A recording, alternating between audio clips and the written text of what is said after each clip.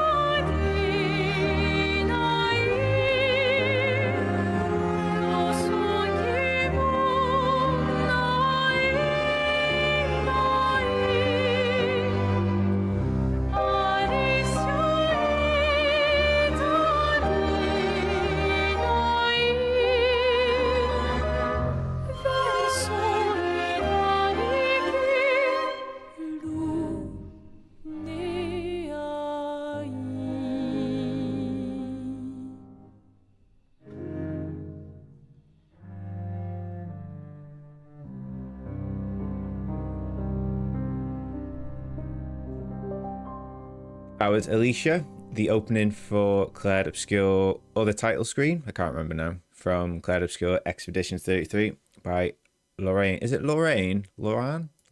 I want to say Loiren. Again, excuse my pronunciations. You got to get that loads today. You got loads of mispronunciations today. I think it's Loiren.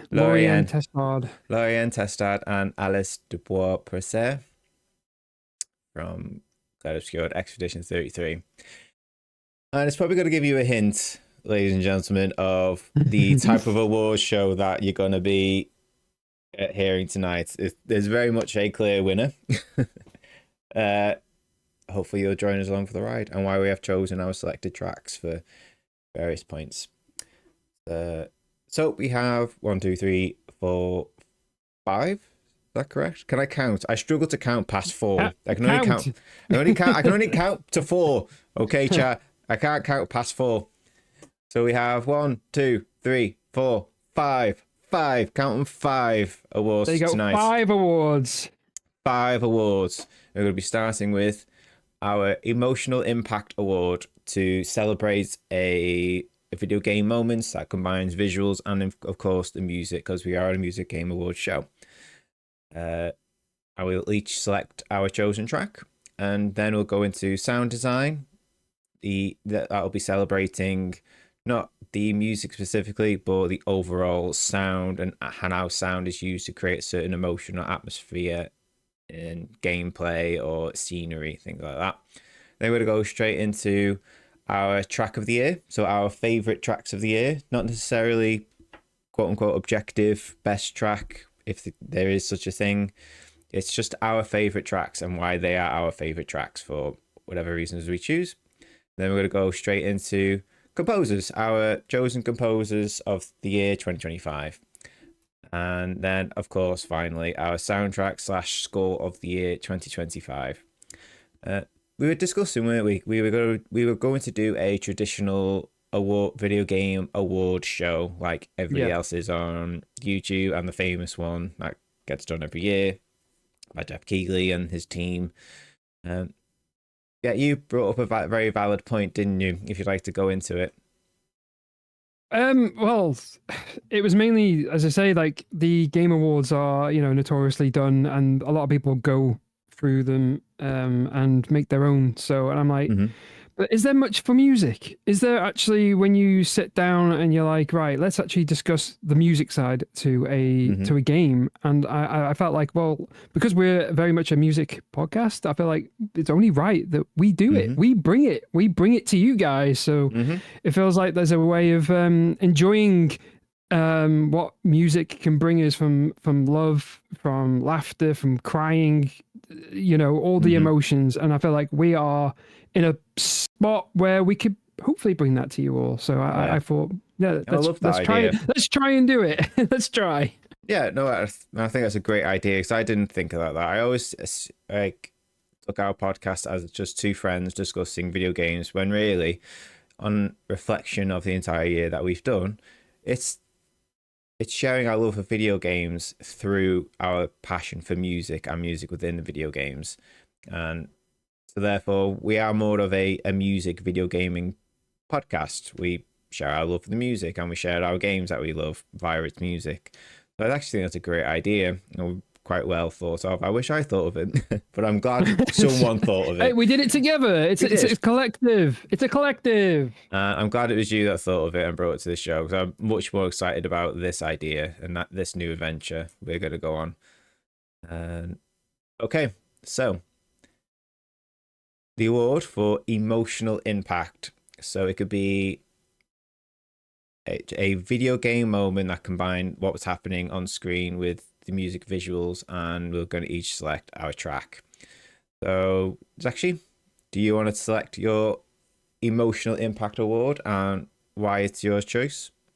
So for me, for my emotional impact of the year, it will go to Clair Obscur, Expedition 33, the Gustav funeral scene. Yeah. That scene absolutely destroyed me inside. Like, I haven't felt so emotional playing a video game since probably Red Dead Redemption 2. Yeah. And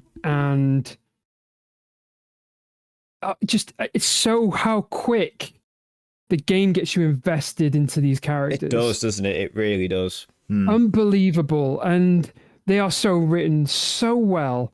There's not one bad character.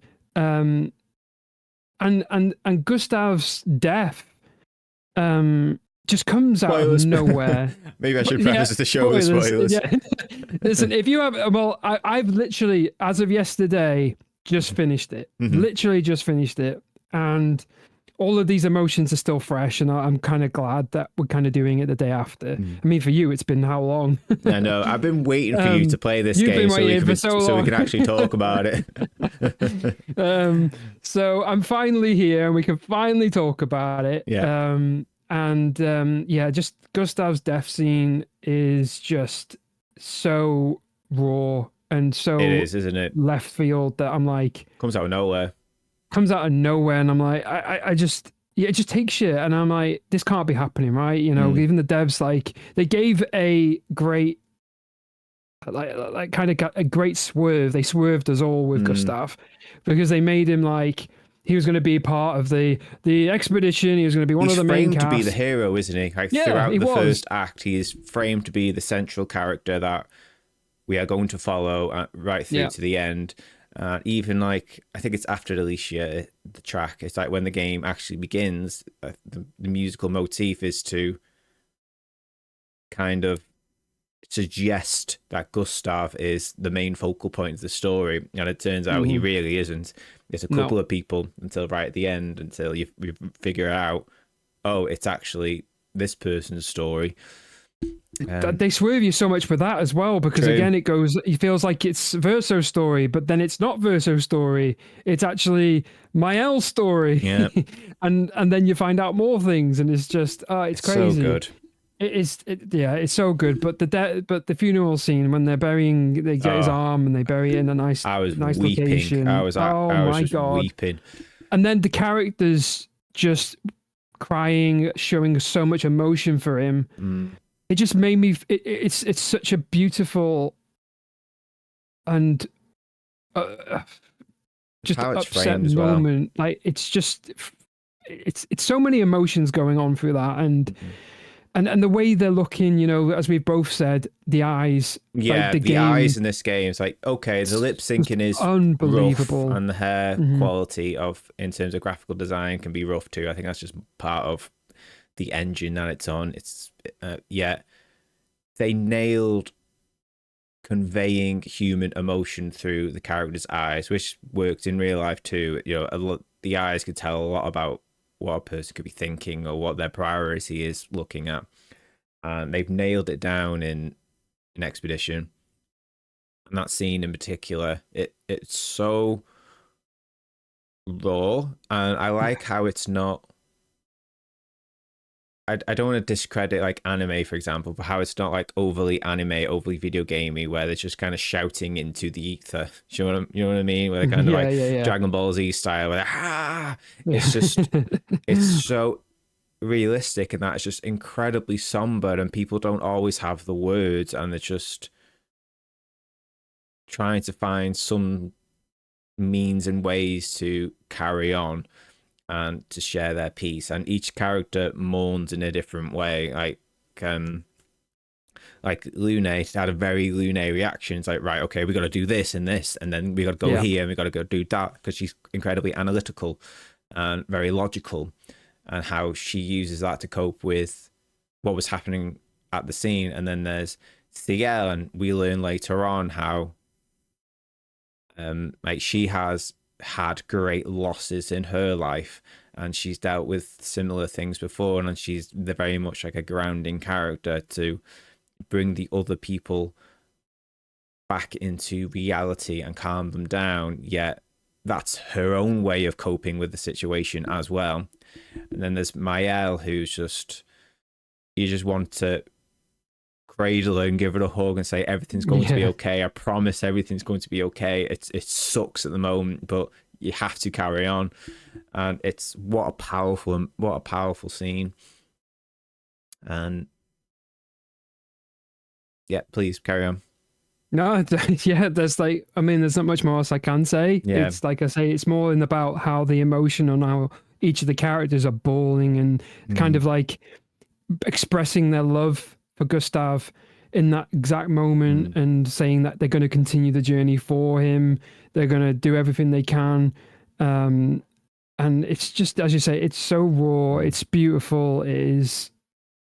Yeah, I can't express my feeling for that scene of what it made me feel, other than what everyone else must have felt seeing it. It hurts as well because Gustav is just so likable. Like everybody likes him, and excluded fact for us too as well. It's like we really like Gustav, and it kind of like I don't know if it relates at all, but like me and you are big fans of Charlie Cox, aren't we? Yeah, Especially me. I love Charlie Cox. He's in one of my favorite movies, which is Stardust, and I was quite surprised when they announced Charlie Cox was going to be in Expedition. I was like, oh my god, really? And that's when I finally took notice of the game and all the actors coming in. So I actually really enjoyed Gustav's character. I thought he was great. He was well acted, incredibly well acted. And then he's just boom, he's gone, and it hurt. It did hurt. At the time, I said to you, and I was like, I don't want Ben Starr on my screen anymore. I want Charlie Cox. Give me Charlie back. Thanks for bringing that track and for sharing that emotional moment. And emotional award goes to that scene in Clair Obscur for you. I'm going to bring my own, which, again, no surprise. It's Clair Obscur 33, and the emotional impact was Reverso's ending. And it's specifically like when Maëlle is mourning over another grave of her brother with her family. And it's when the camera pans back and you see everybody she's lost, everybody, and us too, in a way, through the eyes of Maëlle. And then they're all just there, just waving goodbye to us. And I was sobbing so hard. I don't think I've cried so hard in a video game or any other piece of media, to be honest. I don't recall ever crying that hard outside of real life events.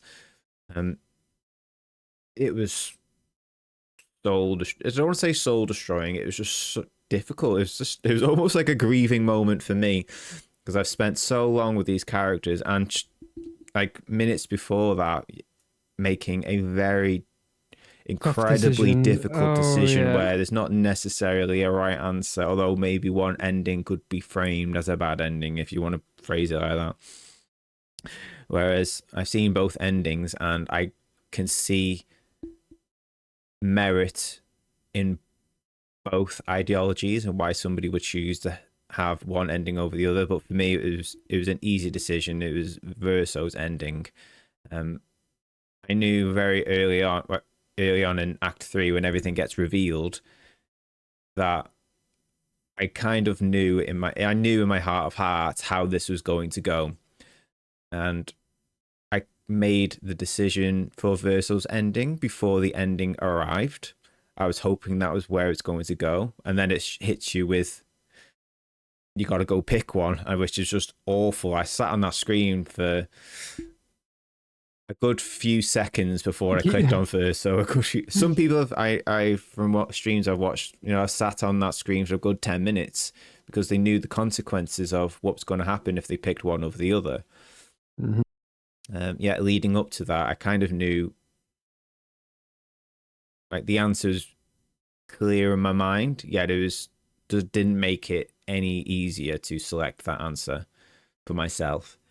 And when the wave happened, it felt like all of that emotion that I was just kind of locked in my body finally just released. Everything I was building up to that point, that anticipation, finally got its release, and I just sobbed.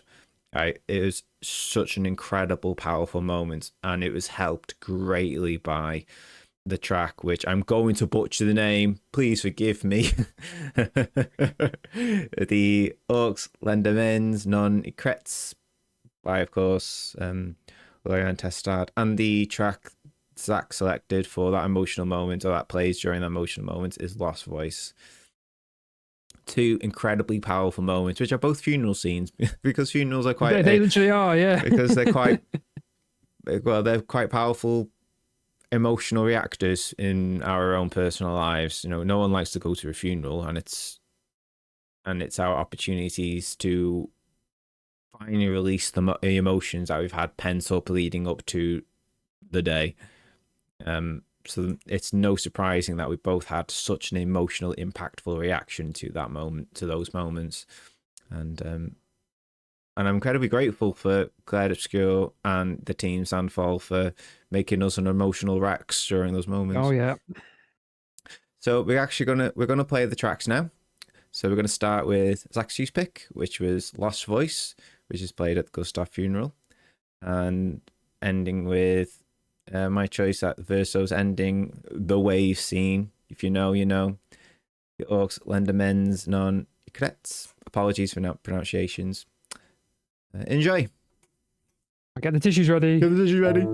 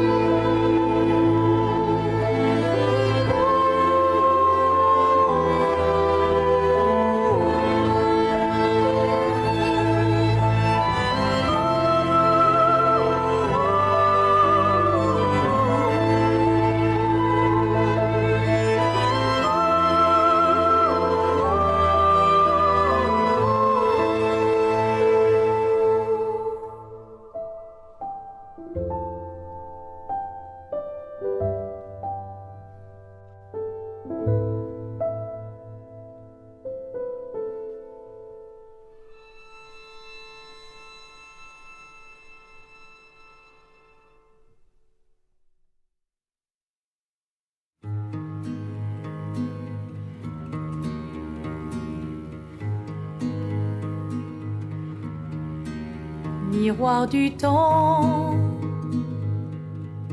nos histoires s'alignent. Dans le creux de nos mains, deux mondes se dessinent. L'un peint de rêve, où le chagrin s'efface. L'autre nu et réel, où notre deuil prend place. Au lendemain non écrit, sous les étoiles, où tout commence, rien ne finit.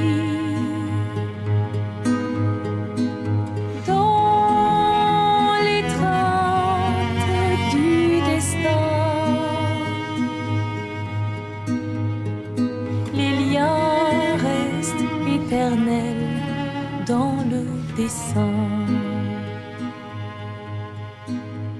toile vierge, horizon lointain, peignons ensemble les couleurs de demain, au clair obscur, œuvres infinies. Chaque pas trace la route d'une vie. Au lendemain non écrit,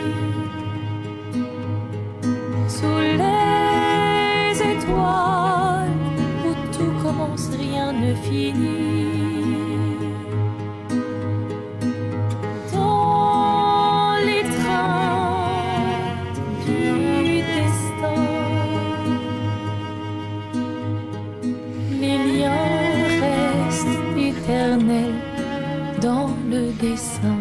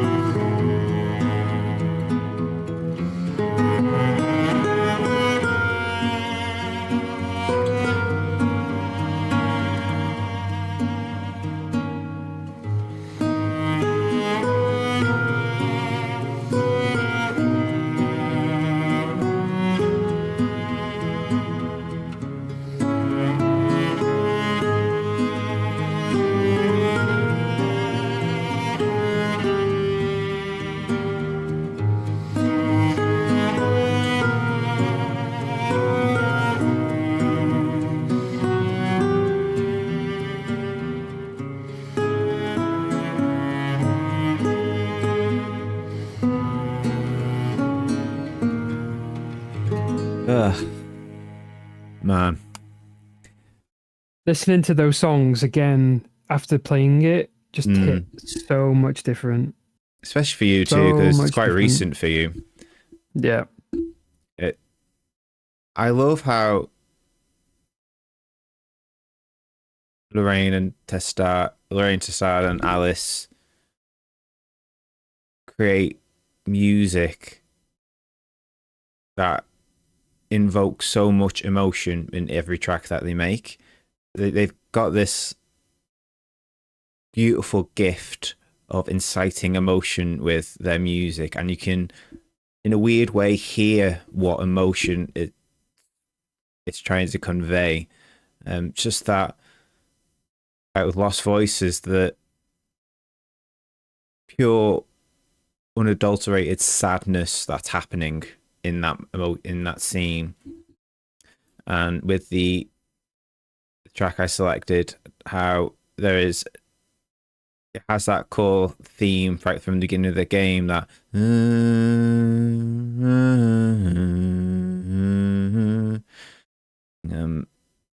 that's the one that gets played.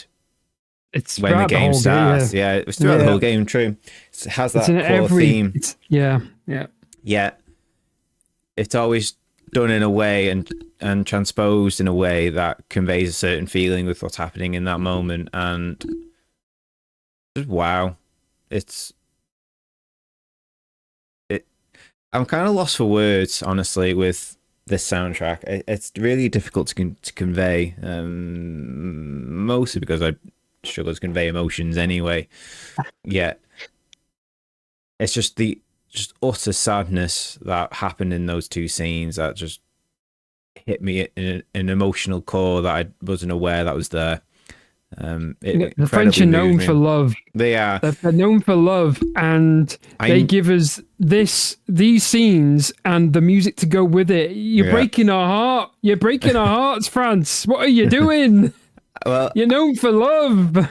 Well, kind of. I would say no. It's one of the things I knew in another way. One thing that I kind of knew going into this game is that French literature is quite popular for both love and romance, true, yet tragedies. They're very good at writing tragic stories. So I knew straight away that this game is going to be a tragedy.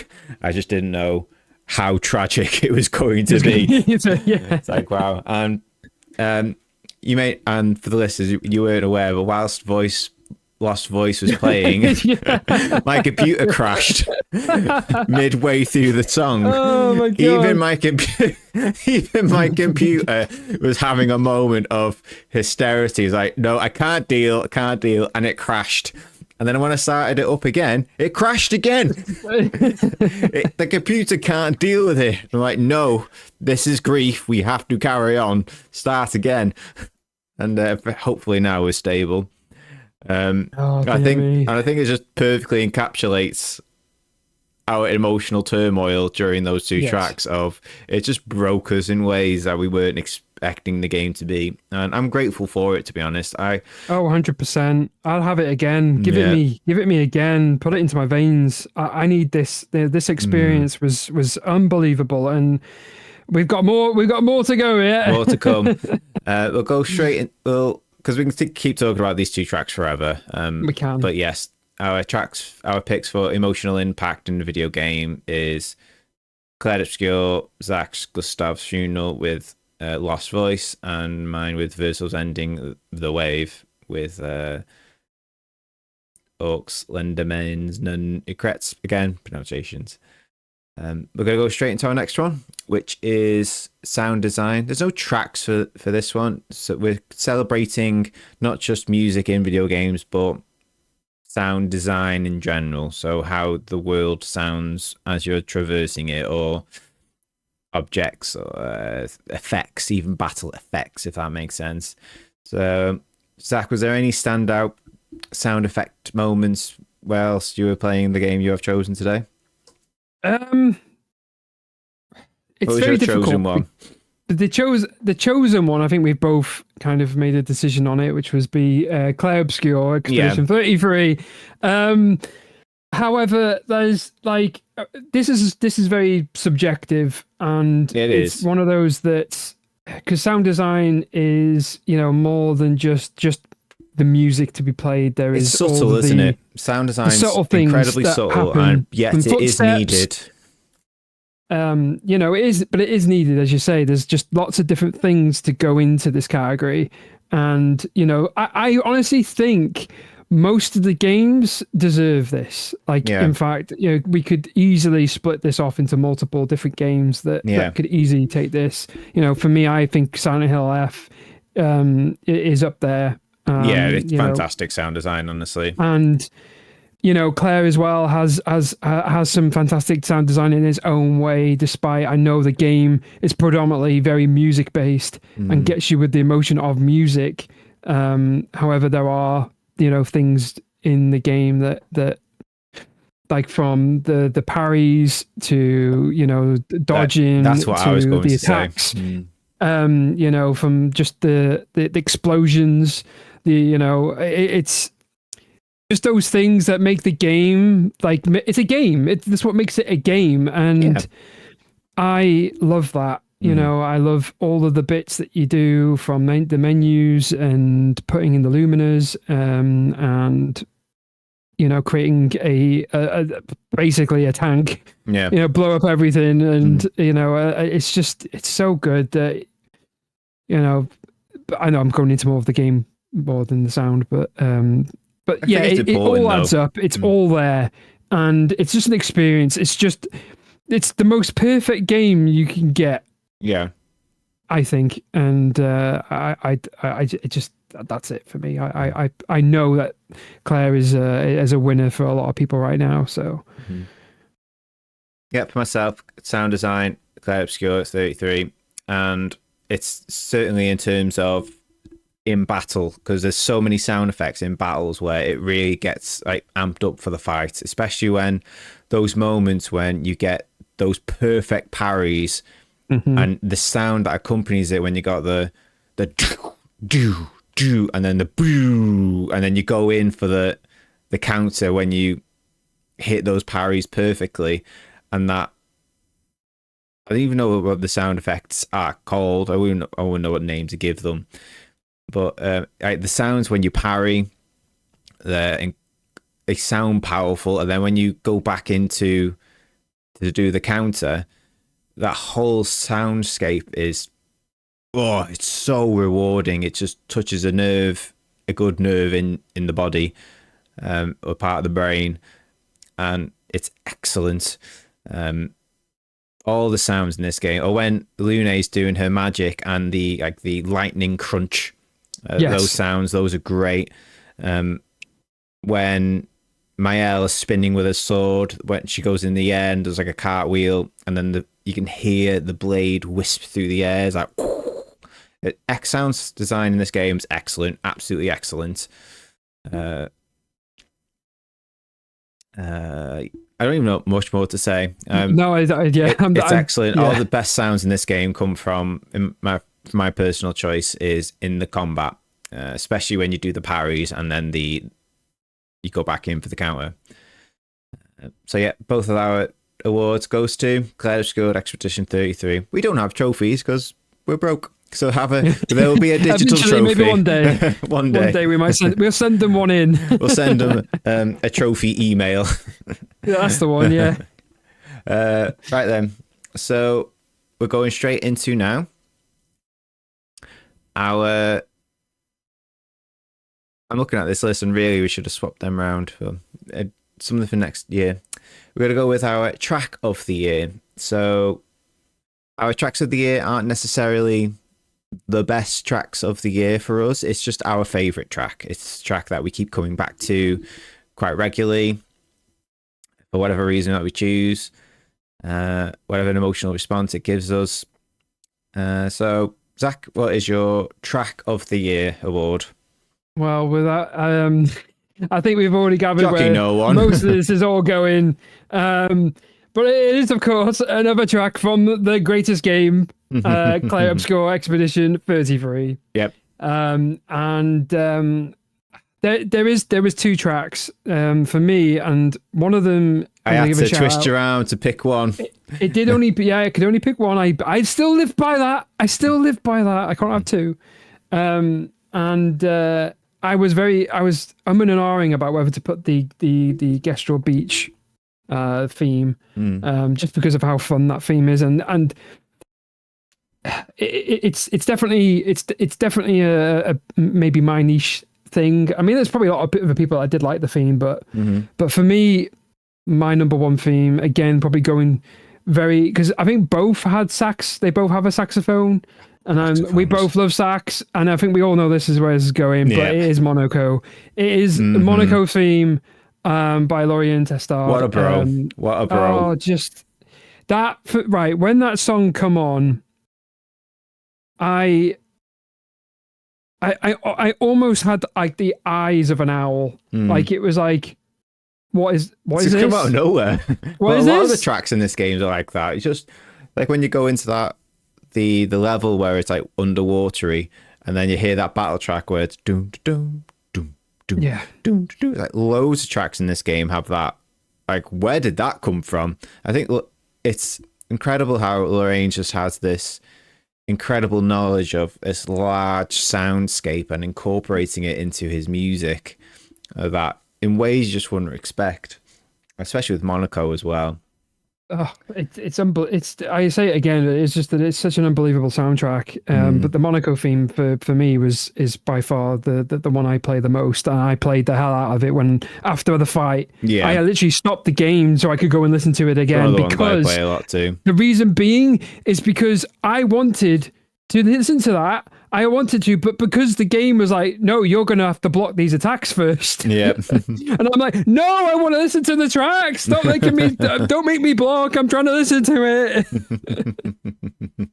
Oh my God. But yeah, when the sax comes in, I'm just like grooving the hell out of this song. And I'm just like, what is this banger? This doesn't need to be in this game. And it did, but it's just, it invokes that he's like, he is a Drestrel, because a lot of tracks that are themed around Drestrels are quite, like it gets the shoulders going. Do you know what I mean? It does. It's like a party time, but in different ways. And because he is a Drestrel, but and this one it really celebrates that. Yeah, it's a fighting track. You know, it's you first hear it when you're fighting him. What a fantastic track. Great use of the saxophone. I love saxophones. It's just a multi-varied instrument. I wish I could learn it, to be honest, but I probably won't. I knew that when Monaco was on the screen and before the fight, and he tried I love Monaco so much. He tried to spice up the ladies. Yeah, he's like, all right, ladies, and then smacks himself on the head with the with his thing. It's ow! It's just making me. It's so good. It's so good. I love Monaco, and I love his relationship with Verso. Like, they're just best friends. Like, they just rip the shit out of each other. They do. And it's just like best friends would. It's excellent. Perfect use of that track with Monaco. Excellent. Oh, when he was asking for a bit, when they were saying about being a little spoon. Oh my God, I was howling. It's just so good. Oh my God! There's so many this game. Only little this game moments like this. that, and it's my favorite part about video games. Because I play video games for narrative reasons and character writing and how characters interact with each other.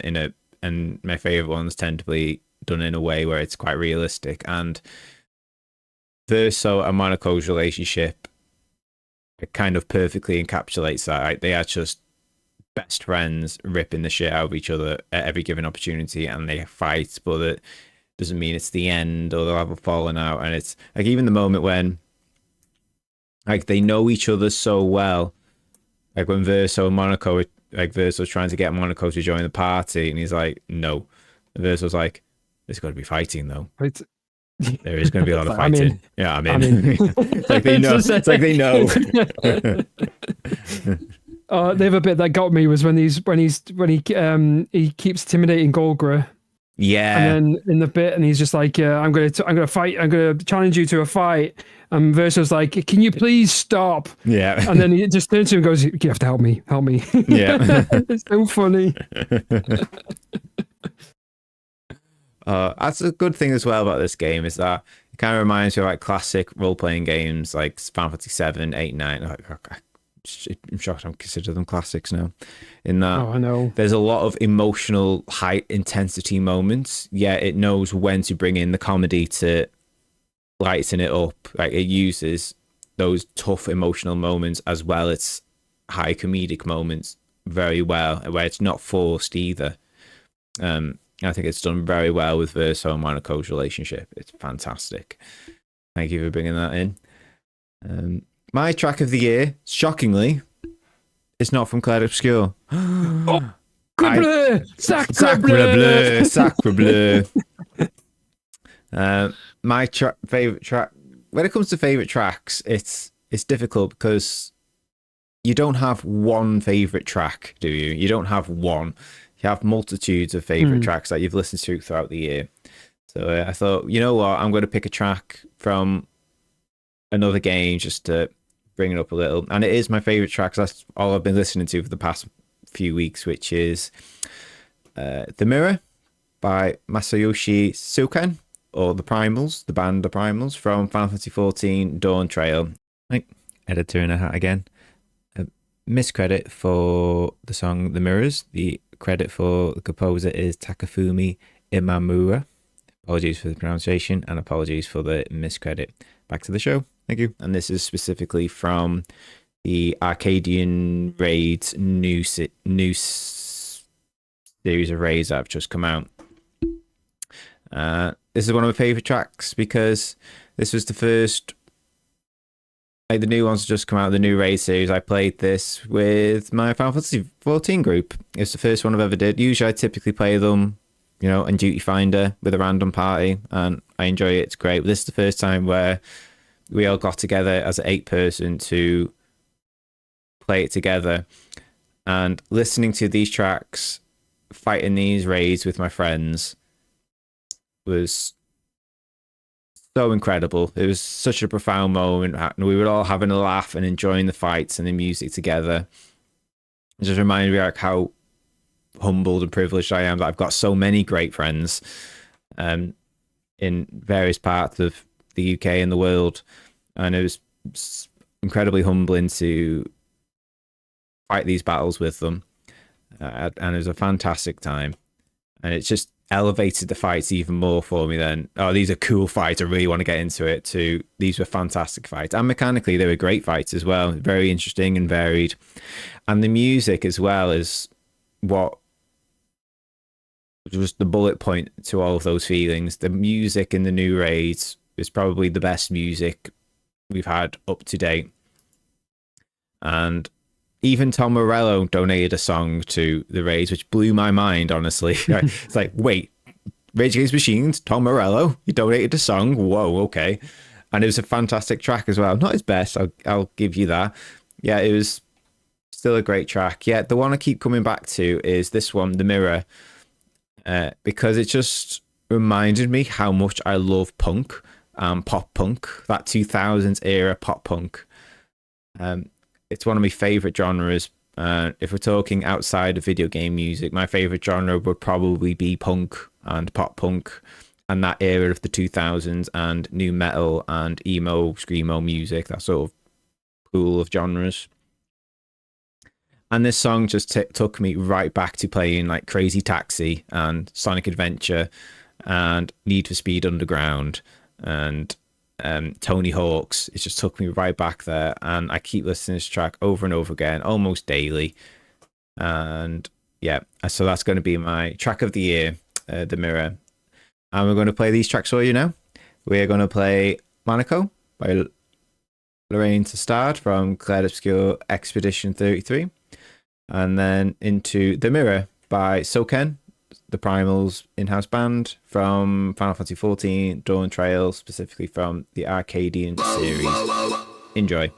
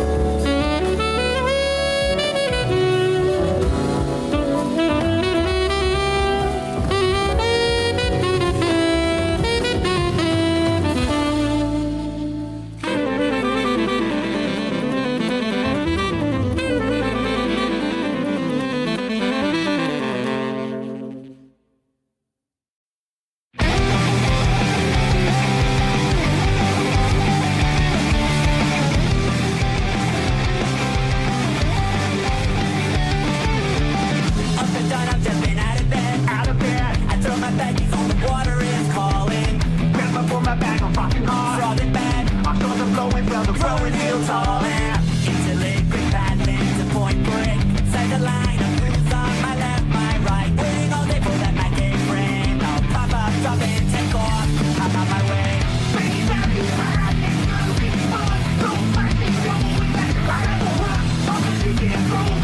Run that perfect day.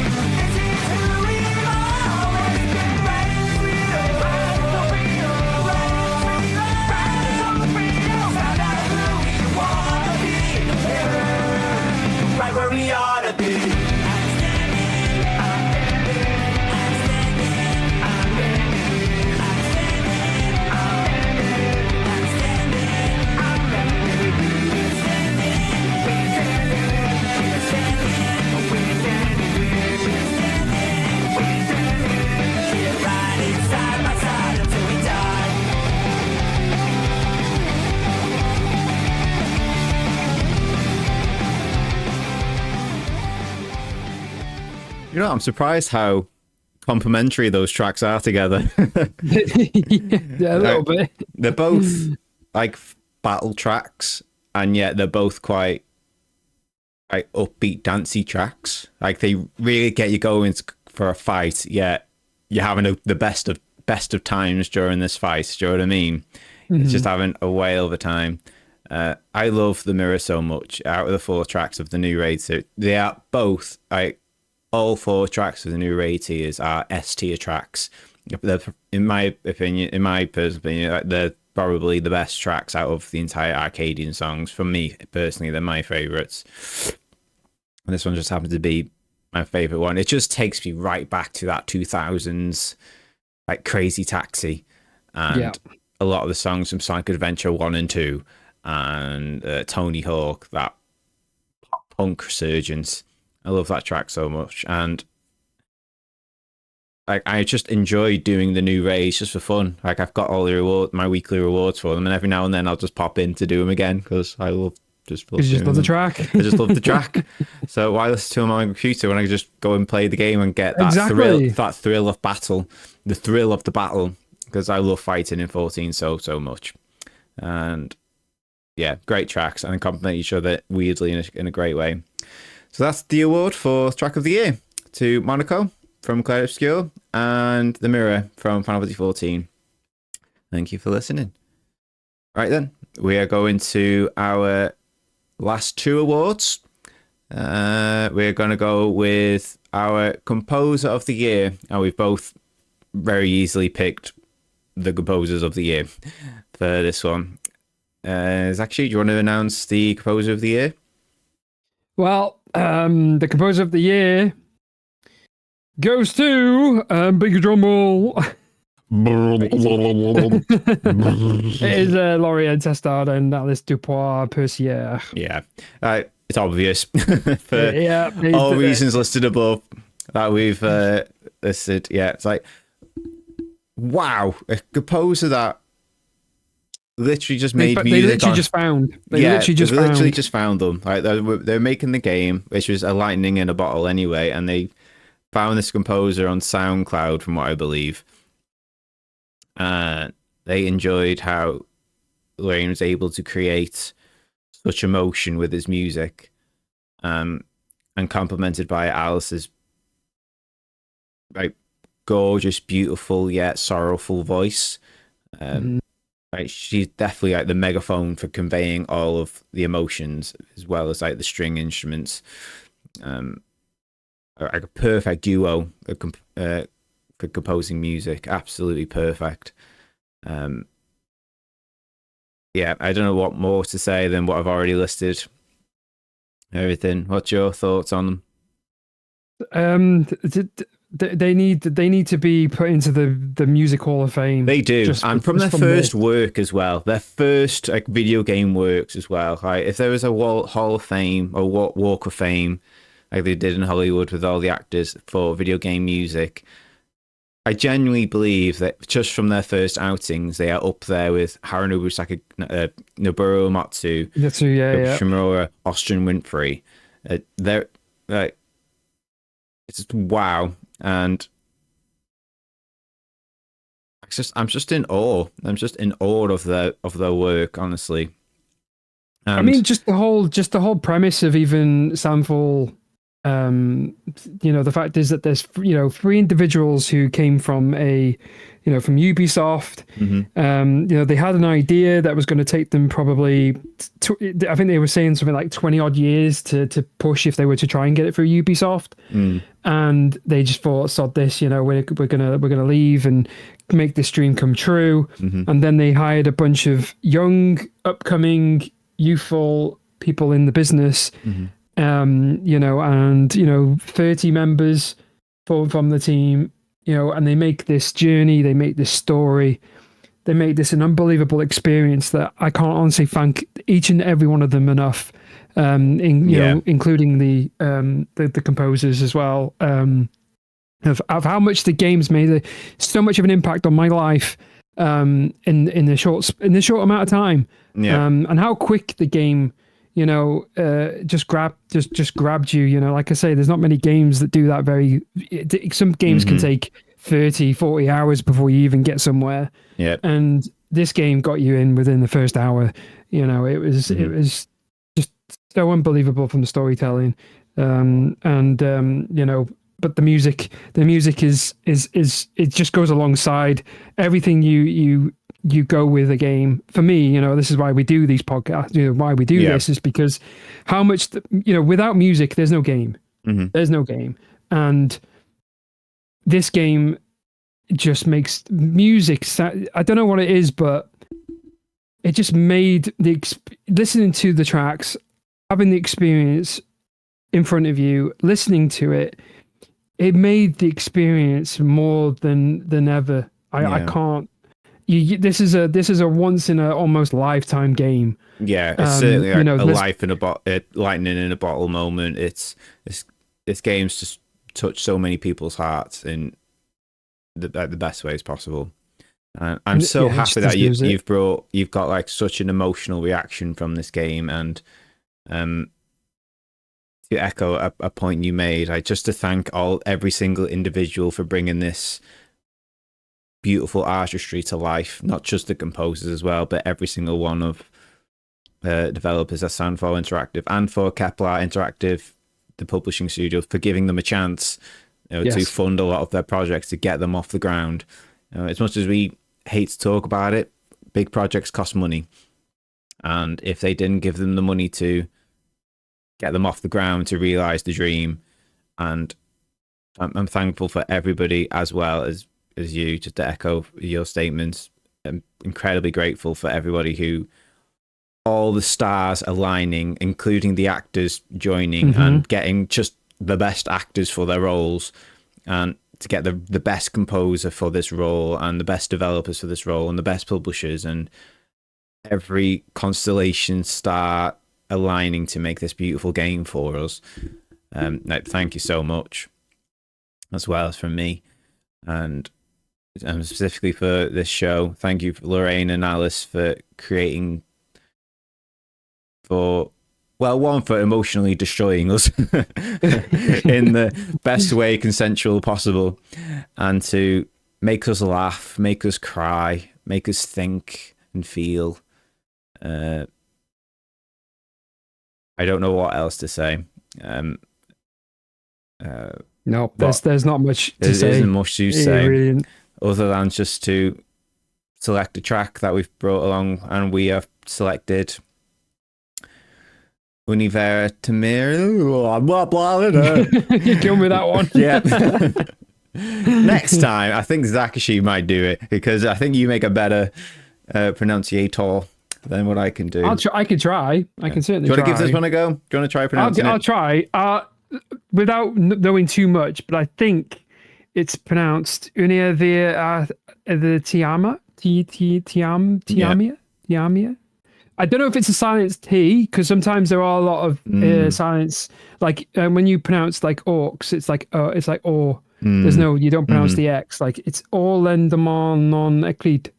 I think that's how you pronounce that one. My French teacher in school was turning in a grave. But I think it's Univera Tiamia. We'll go with that. It sounds better than mine. I think it's that. I need to double check. I don't know, but we'll go with that. And this is specifically the fight with Renoir as you get to the monolith on your way up to the Paintress, and when you encounter Renoir, this specific Renoir, for the last time. I'm going to play the whole 11 minutes. I'm going to play the whole thing for you, chat. Temer. That's how you pronounce it. Temer. Excellent. Thank you for checking that. Univera Temer. Excellent. All right, then, we're going to go straight into the track. Cute.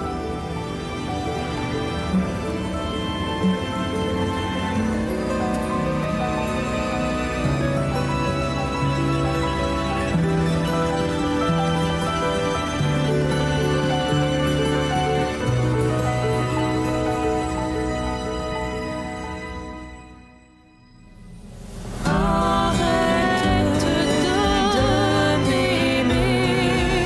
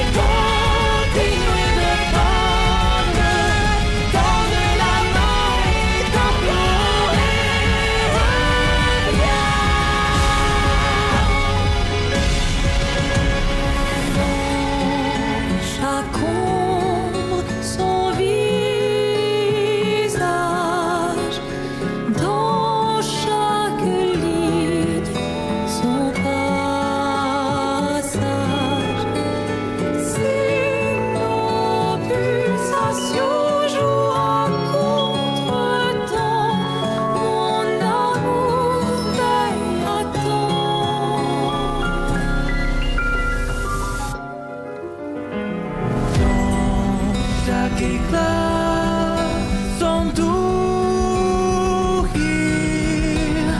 dans chaque couleur, son sourire. Si nos pulsations jouent contre temps, mon amour reste à temps.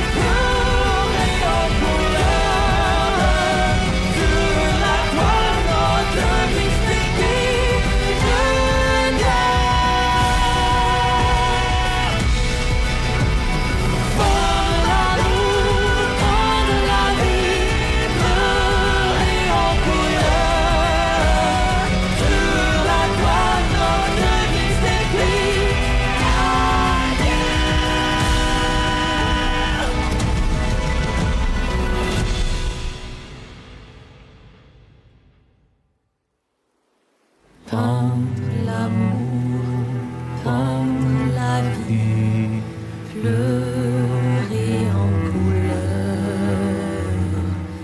Sur la toile, notre vie s'écrit. Adieu.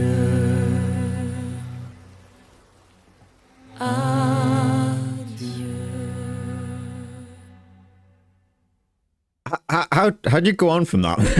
How'd you continue speaking from that? Magnifique.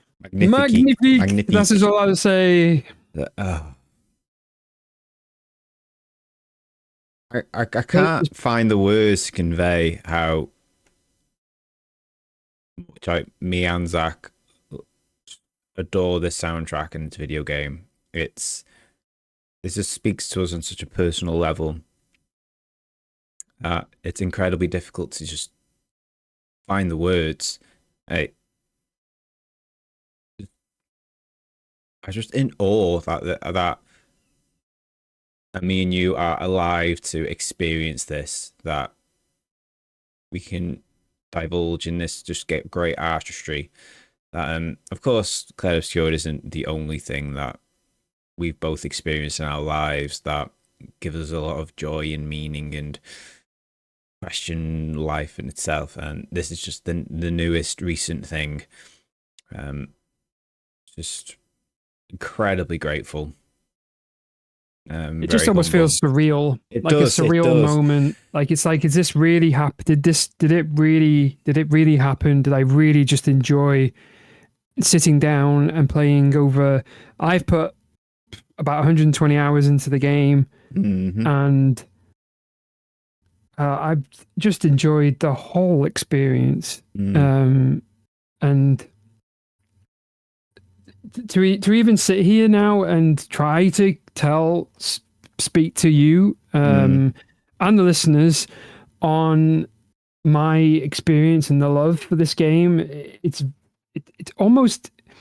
surreal to me to even say to you that I actually do not know how I can express it more than it was just phenomenal. Yeah. And it's just so many things about this game that can just, this is why I'm a gamer. This is why I play games. This is why absolutely. This moment particular, these type of things that come along every so often, and you'll have an experience that will just blow you away. It doesn't have to be Clair. It could be anything else that you wanted it to be, right? And you could have a absolute fantastic time playing a game, and you have every right to.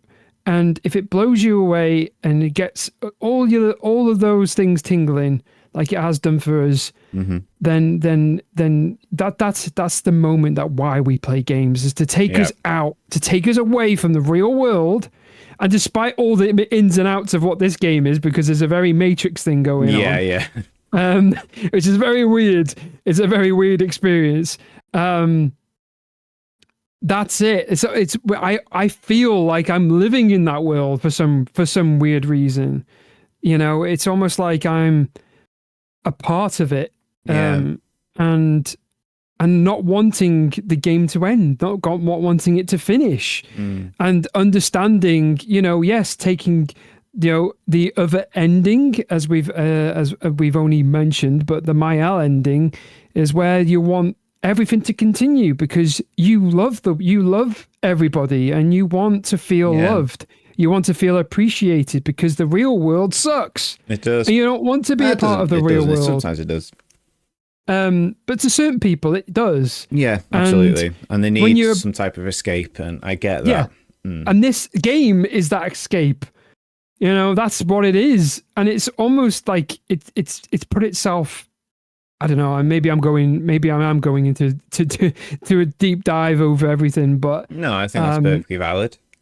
I've just, like I said, I've sat down and there was another thing I was going to talk to you about, and I was supposed to talk to you about this when you came over last on Monday. I was going to say this game is quite literally just Super Mario 64. Elaborate. Mael is Mario. Okay, I see where you're going. Yeah, because you do go into painted worlds. Because you go into the painting world. True. It's Super Mario 64. Maybe Mario all along it has the power to. Is that Mael and Renoir, Clair have? Maybe it's the same thing. That's what I was thinking. I was just like, it is Super Mario. You're going into the painting world, so it's just. I thought Mael is Mario. I see your logic. Just thought I'd put it out there. I've been making a lot of Matrix things with this because I was like, it's definitely 32. It's featuring Mario.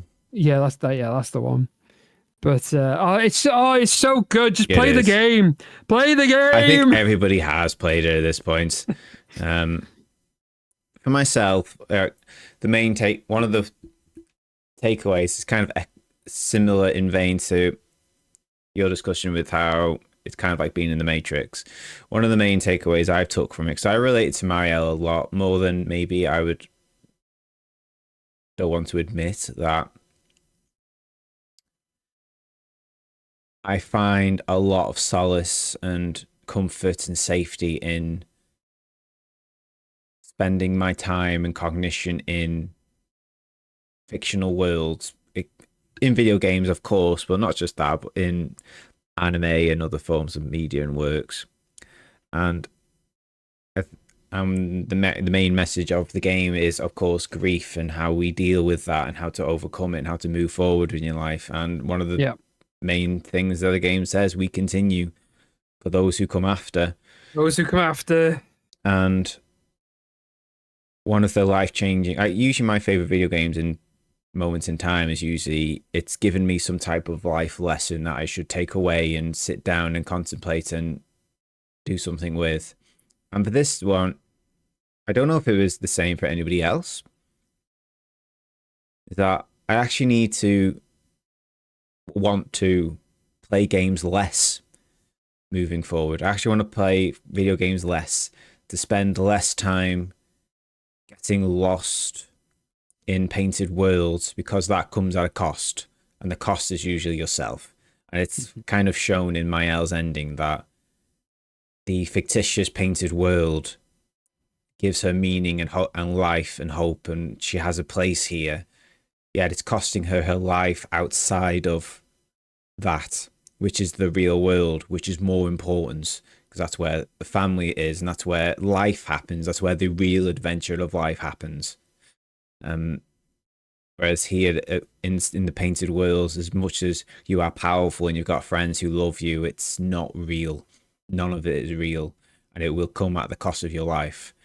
And I really took that home, and the main message I got from that, it was incredibly profound. And that's why I didn't really play another video game or do much of anything when I finished this game. I was really sitting with that lesson, and I took it to heart. And from that, I'm like, okay, I actually do want to do more things outside of sitting in front of the computer all day. So I'll go outside, do more walks, or delving into books that of a self-help nature to get me into more learning how to deal with other people. Looking elsewhere into, because that's where the real life is. It's outside of video games, and it has its place. And I am incredibly grateful for the team over at Sandfall for highlighting the beauty that fictitious worlds can create, and also the cost of delving too long into it. And that was my main lesson that I've taught from Expedition 33. I don't know if that's what a lot of people got from it. I imagine some other people have, because if I've got it, I'm not alone. I'm sure other people have too. I just found that an interesting lesson that I've taken away from it. It is very interesting, and it's great to share. It's really good that you're open about it. Yeah. It's definitely one of those things that a lot of people do struggle with. Especially in our current world, especially since the pandemic, where so many people, the world is in a funny place at the moment, like since the pandemic, and people are finding a lot of solace in like video games or whatever they choose to do at home. But everybody is staying in at home and making friends over the phone, over Discord and online, and no one's mingling with each other anymore or as much. and anxiety is on the highest of rises, and loneliness is on the highest of rises. It's ever been. That's always something I've always been keenly aware of and quite sad about. And I think this game is, I don't know if it was intentional. I feel like it might have been subtly intended. That as much as this world is beautiful and gorgeous and it creates so many emotions and hard too, and the real world outside of it is going to be even harder. Yeah, that's where life is. That's where you're going to find your life.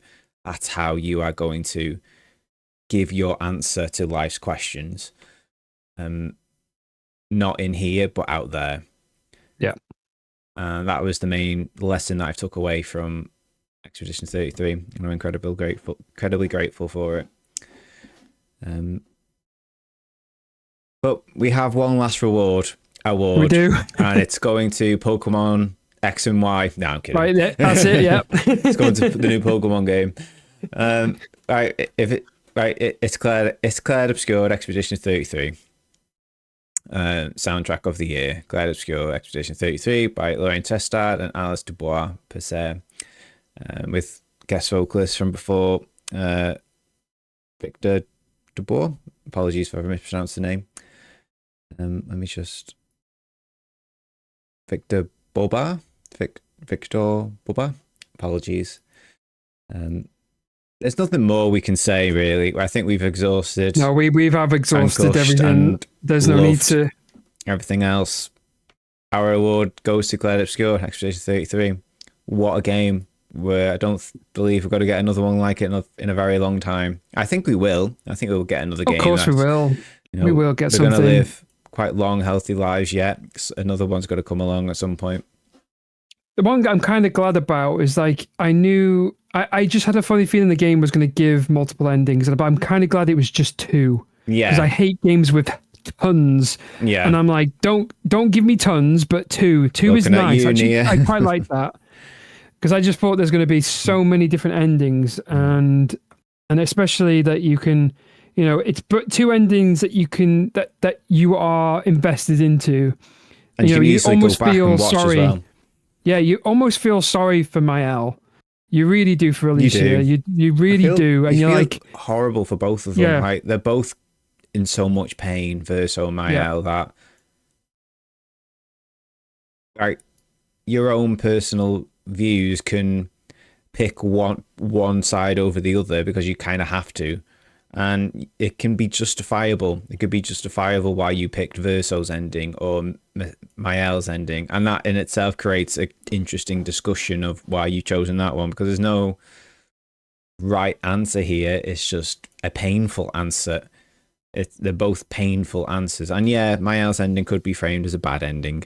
So other people, it could be framed as, no, I feel like I made the right choice. I'd rather be here than out there, even if it cost me my own life. Yeah. And it's like, you know what? If that's your choice, I respect that totally.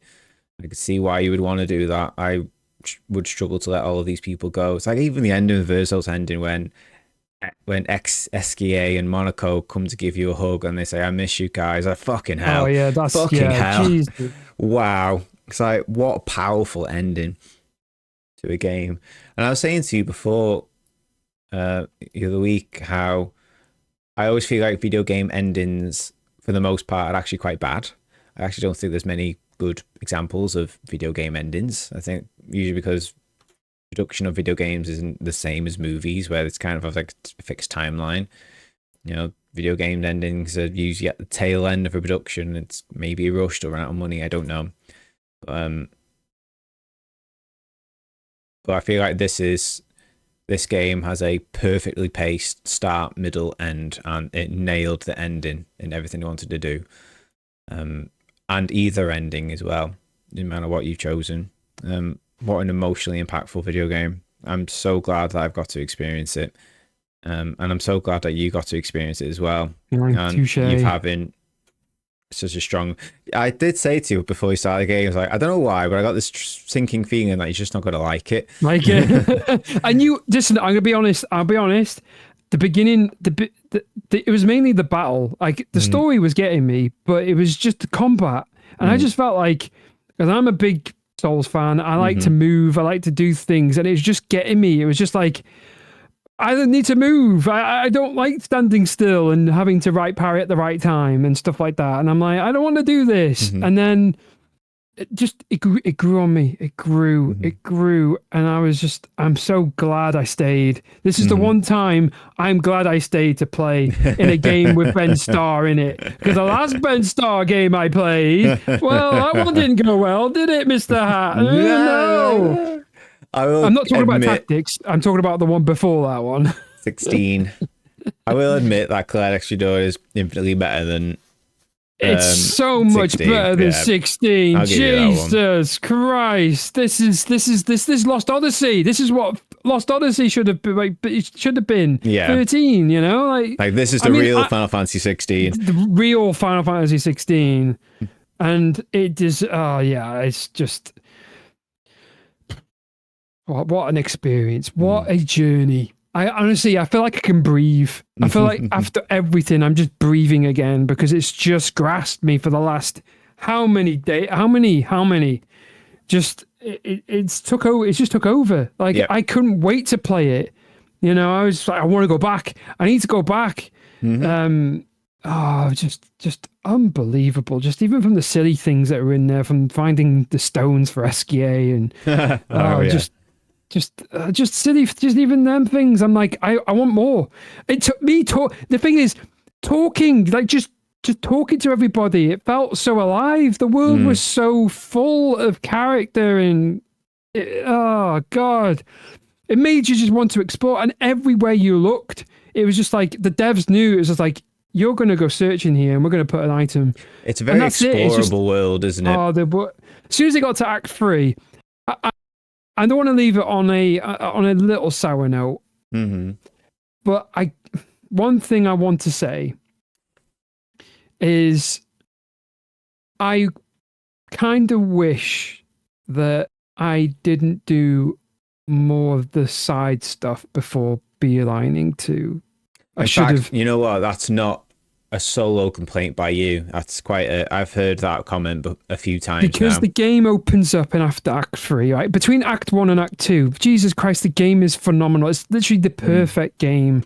And I wished that it just did the story, and then at the end, like, here you go, the world is now yours to play with. I feel like that would have been better for a narrative point, because I feel like that you create a picture, you create the story, and then once it's finished, then it's yours to play with. Yeah. So I feel like that they could have done that, but I'm not trying to really destroy the game, because the game's. I'm not doing that.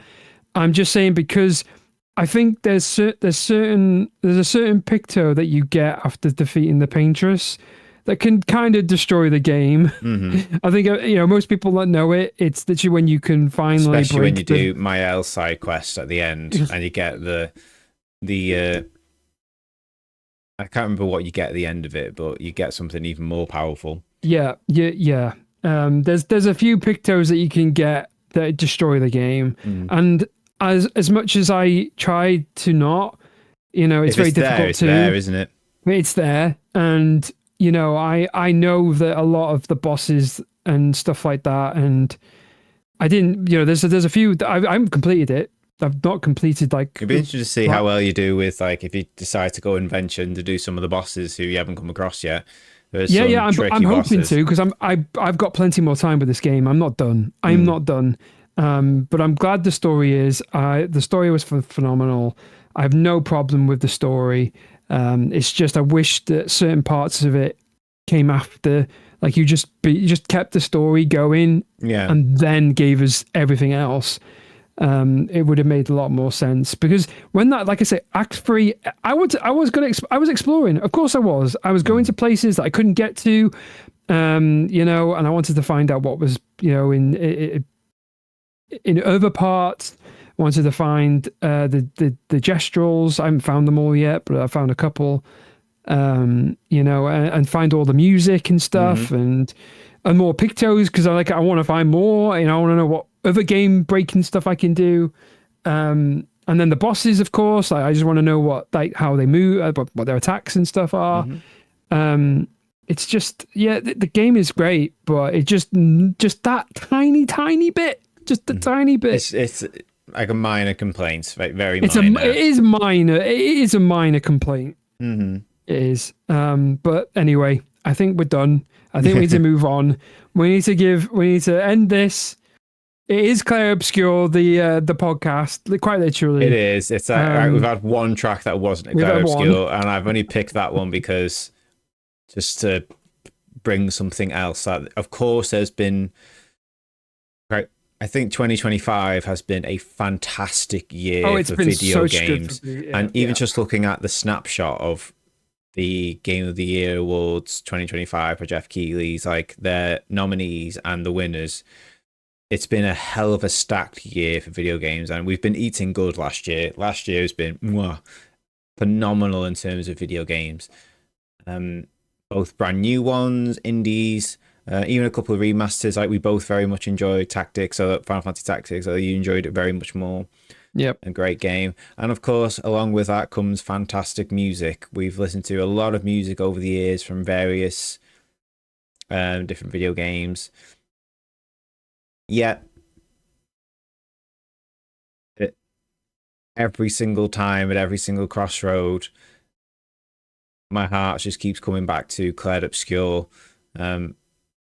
It's just how life-changing and a lightning in a bottle moment this video game is for me and for a lot of other people too. It's a reason why it swept at Game of the Year Awards.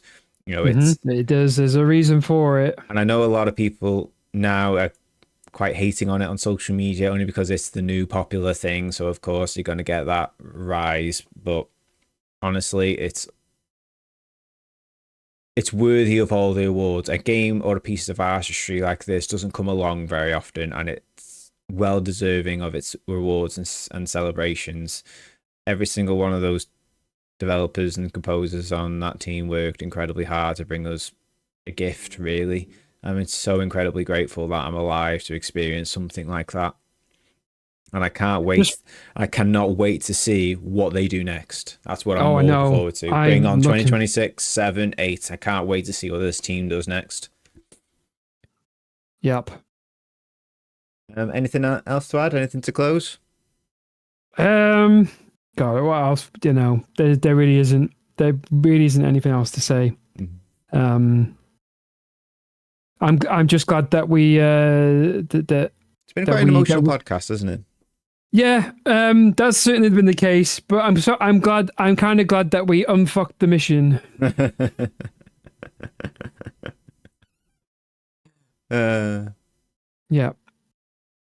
Right, and before we close, I'd like to also I don't know why I said that. Apologies. I'd like to thank our listeners out there who are listening to us today, and for everyone who tuned in last year in 2025. It's been just so much fun streaming with Zakashi, recording these shows, having a laugh, finding our feet in place and what we wanted to do, and finding our rhythm, hanging out with my best friends, and to share our love with video game and music with all you lovely viewers out there, and hopefully share your love of music back to us. And this has been a great show just to celebrate the music that we've loved this year. Granted, it's quite heavily one-sided.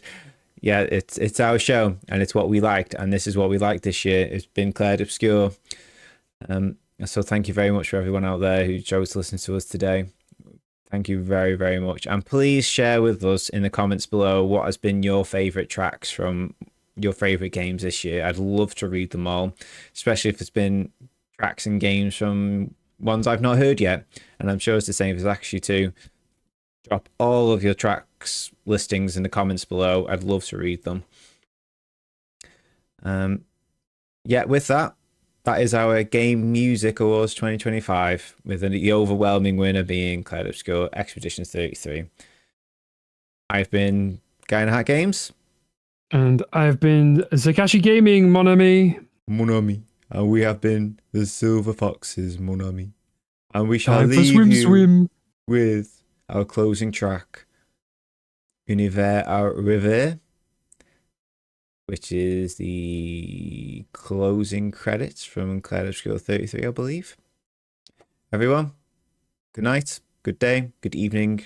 I'll see you all soon in the new year 2026.